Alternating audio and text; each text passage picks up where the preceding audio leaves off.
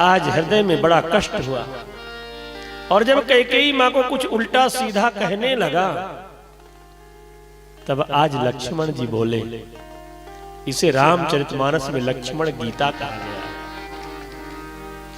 जो लक्ष्मण जी महाराज ने निषाद राज जी को दिव्य उपदेश दिया। लक्ष्मण जी ने कहा, निषाद भैया एक बात बताओ कि जिनके बारे में तुम सोच रहे हो, कुछ कह रहे हो, पहले मैं भी कैकेयी मां को दोष दे रहा था, पर आज मैं जो देख रहा हूं। लक्ष्मण जी कह रहे, क्या तुमने कभी इनको अयोध्या के अंतःपुर में शयन करते देखा है? निषाद राज ने कहा, नहीं छोटे सरकार, मेरी इतनी दूर तक पहुंच कहां है, मैं वहां कैसे जा सकता हूं? मैं निपट गंवार निषाद जाति का।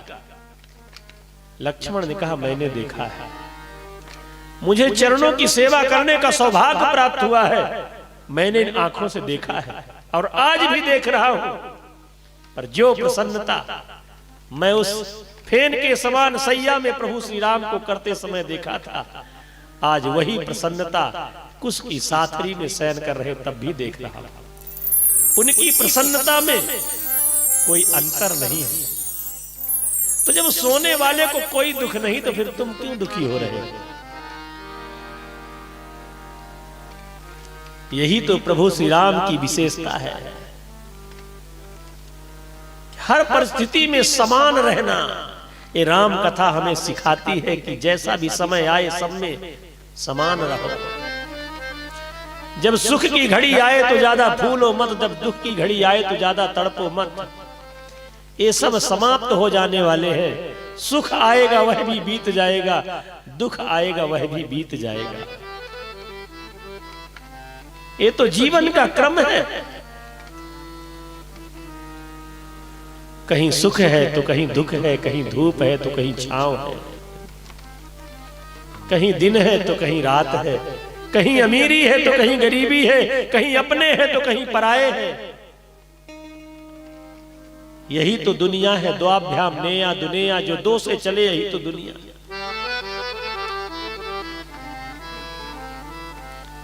आज लक्ष्मण जी ने कहा कि काहू न को सुख दुख कर दाता, निज कत कर्म भोग फल भ्राता। इस संसार में सुख और दुख को देने वाला कोई नहीं है। जीव अपने कर्मों के अनुसार सुख दुख का भोग करता है। जो जैसी करनी करेगा उसको ऐसा मिलेगा। बोया पेड़ बबूल का तो आम कहां ते खाए। जो बोगे वही तो काटने को मिलेगा ना। जो करोगे वही मिलेगा। लक्ष्मण जी ने इतना बढ़िया उपदेश दिया। आज निषाद राज जी को समझाने लगे कि भैया निषाद, काऊ न को सुख दुख कर दाता, निज कृत कर्म भोग सब भ्राता। ये मन ही सुख दुख की अनुभूति कराता है। सुख और दुख कहीं होता नहीं है। ये मन से ही सुख और दुख का अनुभव होता है। मन एवं मनुष्याणाम कारणम बंध मोक्षयो हो। बंधन और मोक्ष का कारण मन है। मन से ही सुख है और मन से ही दुख है। जब मन से हमने परिकल्पना किया, हमारे कोई कार्य अनुकूल हो गया तो हमें सुख का अनुभव होता है, और जब कोई कार्य हमारे मन के विपरीत हो गया तो हमें दुख का अनुभव होता है। बाकी सुख और दुख कहीं है नहीं। सब मानने का सुख है और मानने का दुख है। और शायद इसलिए कि संसार को हम अपना मान बैठे हैं। इसलिए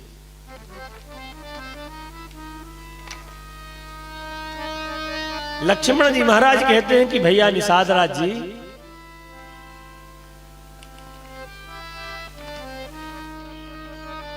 देखिए सुनिए गुनिए मन माही।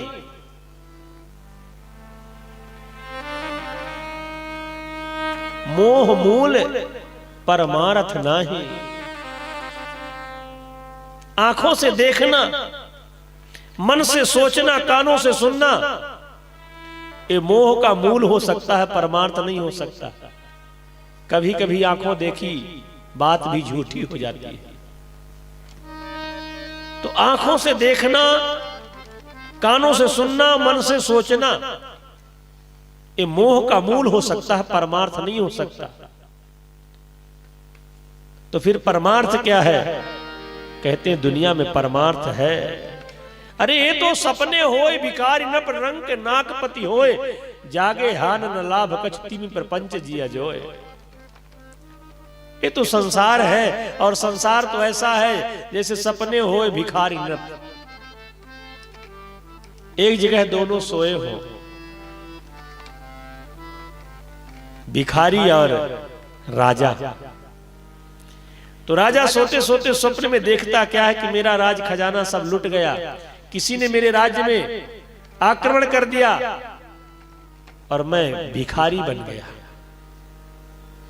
और भिखारी स्वप्न क्या देखता है कि मुझे बहुत बड़ी निधि मिल गई, मैं राजा बन गया, माला माल हो गया। दोनों स्वप्न देखते हैं और दोनों जब जगे तो न राजा भिखारी हुआ था, न भिखारी राजा हुआ था। ये जब तक हमारी निद्रा लगी, जब तक हम सो रहे हैं, तब तक तो स्वप्न सत्य है, पर जागते ही स्वप्न मिथ्या हो जाता है। ठीक इसी प्रकार से संसार है, ये सब मिथ्या है, और मिथ्या होते हुए भी सत्य सा प्रतीत होता है। क्यों? यही भगवान की माया है। भगवान की माया जीव के पीछे लगी रहती है, तो ये असत्य सा संसार सत्य प्रतीत होता है झूठा। रज्जौ यथा हेर भ्रमा, जैसे थोड़ा थोड़ा अंधेला हो जाए, रस्सी पड़ी हो तो सर्प का भ्रम हो जाता है। और भ्रम भी तभी होता है जब थोड़ा थोड़ा दिखता है। बिल्कुल न दिखे तो भ्रम नहीं होगा, यह तो पूरा पूरा दिखे तो भी भ्रम नहीं होगा। पर ये बड़ी मुसीबत की बात है इस दुनिया में कि जो थोड़ा थोड़ा दिखता है, इसलिए हमें भ्रम हो जाता है। रज्जौ यथा हेर भ्रमा, जैसे रस्सी में सर्प का भ्रम हो जाए, ठीक इसी प्रकार से संसार में हम भ्रमित हो जाते हैं भगवान की माया को देखकर। अरे भगवान की माया ऐसी है जो जीव को ठग लेती है। माया महा ठगनी हम जानी, मेरे प्रभु पहले जीव को प्रलोभन देते हैं, देखते हैं कि चाहता क्या है। ये मेरी माया को चाहता है कि मुझे चाहता है। तो जैसे आप भगवान की ओर बढ़ते हैं तो भगवान माया का प्रलोभन दे देते हैं। तरह तरह की वस्तुएं आपके हाथ में दे दिया, आप उसी में मग्न हो गए। भगवान ने कहा चलो बढ़िया है, जान बची है, इसी में अपना लगा रहेगा जीवन में। पर जो भगवान के भक्त, जो प्रभु के भक्त भगवान के इस प्रलोभन में नहीं रीझते, उन्हें भगवान अपना लेते हैं।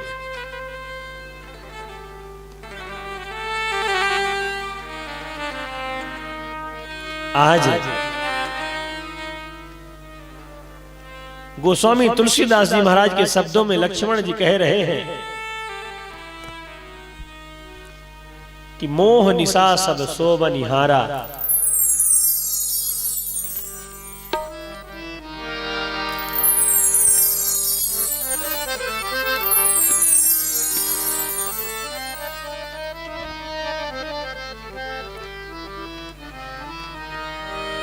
देखें स्वप्न अनेक प्रकारा, मोह रूपी निद्रा में जीव सो रहा है।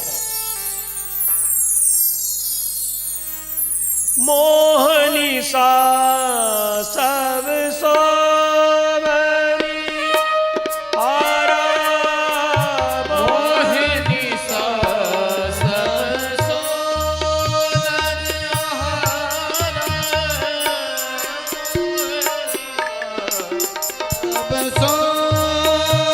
निहारा।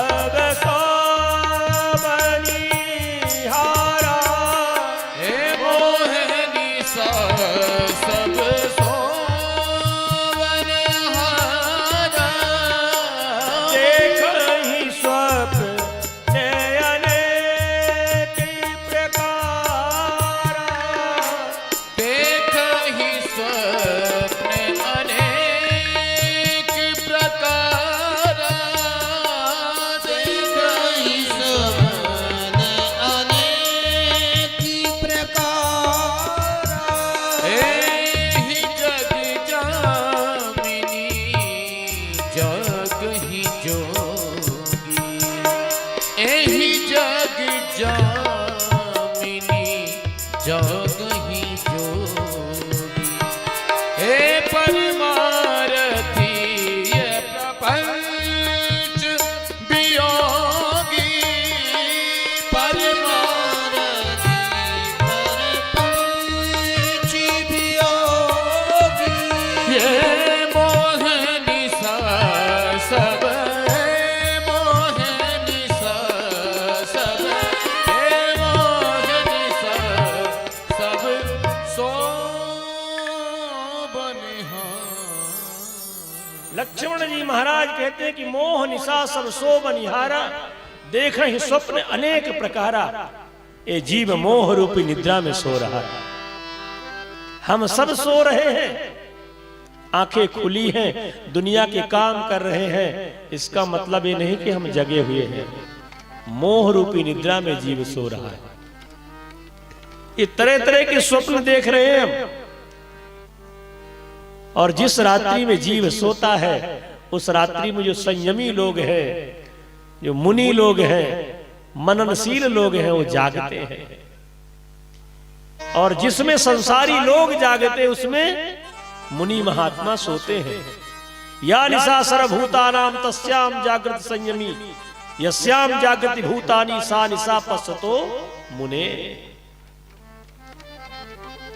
ये सोने जगने का मतलब यही है कि जो सांसारिक इस भौतिकता में हम जागते हैं, योगी लोग इसमें सोते हैं, उनको कोई लेना देना इससे नहीं।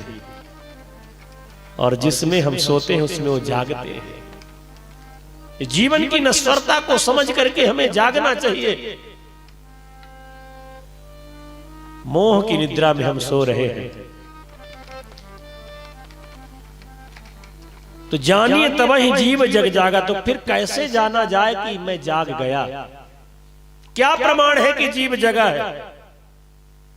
कैसे जानोगे? तो कहते हैं जानिए तब ही जीव जग जागा। जीव जग गया तब समझ लेना चाहिए जब सब विषय विलास विरागा। जब संसार के विषयों से जीव को वैराग्य हो जाए तो समझ लेना चाहिए कि अब ये जग गया है। ये सूत्र है जीवन के कि जैसे जैसे भगवान से सानिध्यता हमारी बढ़ेगी, जैसे जैसे भगवान से हमारा प्रेम बढ़ेगा, वैसे वैसे संसार से हमें वैराग्य होता जाएगा। जब तक संसार के विषय, जब तक संसार के भोग हमें अच्छे लग रहे हैं, तब तक ये समझना चाहिए कि हम भगवान से बहुत दूर हैं।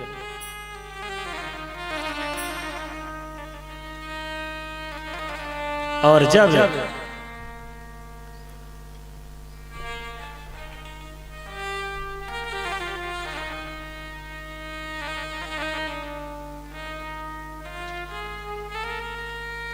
दुनिया के भोग हमें विस्तुल लगने लगे तो समझ लेना कि हमारी भगवान से सानिध्यता बढ़ रही है। जब सब विषय विलास विरागा। एक जीवन के कुछ सूत्र होते हैं ना। जैसे जब भजन की मात्रा बढ़ेगी तो भोजन की मात्रा अपने आप धीरे धीरे कम हो जाएगी। ये सूत्र है। और जब तक भोजन ज्यादा हो रहा है तो भजन कैसे होगा? अभी हम भोजनानंदी हैं, भजनानंदी नहीं है।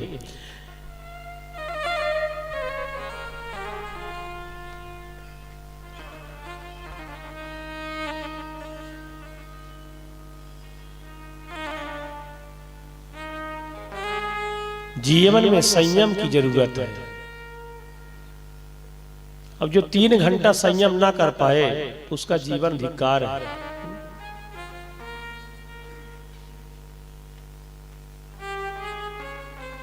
वक्ता और श्रोता में यही अंतर है कि वक्ता बंधन से बंधा हुआ है और श्रोता स्वतंत्र है। 3 घंटा बैठे, जब मन पर उठ गए, जब मन पर आ गए, जब मन पर पैर फैला लिया।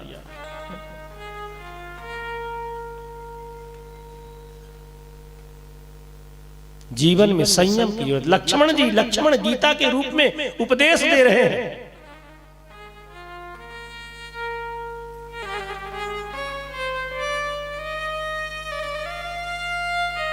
कह रहे हैं मित्र, जानिए तब ही जीव जग जागा, जब सब विषय विलास विरागा। संसार के विषयों से वैराग्य हो जाए, समझ लेना जीव जग गया। कथा सुनने से समस्त मोह की निवृत्ति हो जाती है। गयऊ मोर संदेह, सुनत सकल रघुपति चरित, भयऊ राम पद ने। ऐसा दिव्य उपदेश दिया। तो कहा कि सखा परम परमार्थ एहू, मनकम वचन राम पद नेहू। हे सखा, संसार में परमार्थ यही है कि मन वचन कर्म से प्रभु श्री राम के चरणों में प्रेम हो जाए। ये सबसे बड़ा परमार्थ है कि प्रभु श्री राम के चरणों में प्रेम का होना। और अंतिम में प्रभु श्री राम के विषय में तो यहां तक लक्ष्मण कुमार ने कह दिया कि हे निषाद राज जी, राम ब्रह्म परमार्थ रूपा। जिस ब्रह्म की मैं चर्चा कर रहा हूं, ये जो सोए हुए हैं साधारण नहीं है, ये साक्षात ब्रह्म है। राम ब्रह्म परमार्थ रूपा, अविगत अकथ अनादि अनूपा। इनका स्वरूप वाणी से परे है, नेत्रों के परे है, ये अनादि है, अनूप है। पूरा रहस्य खोल करके लक्ष्मण कुमार जी ने निषाद राज जी के सामने रख दिया। और जैसे ज्ञान दिया लक्ष्मण कुमार ने कि निषाद राज जी के जीवन का सवेरा है। निषाद राज जी जग गए, सवेरा हो गया।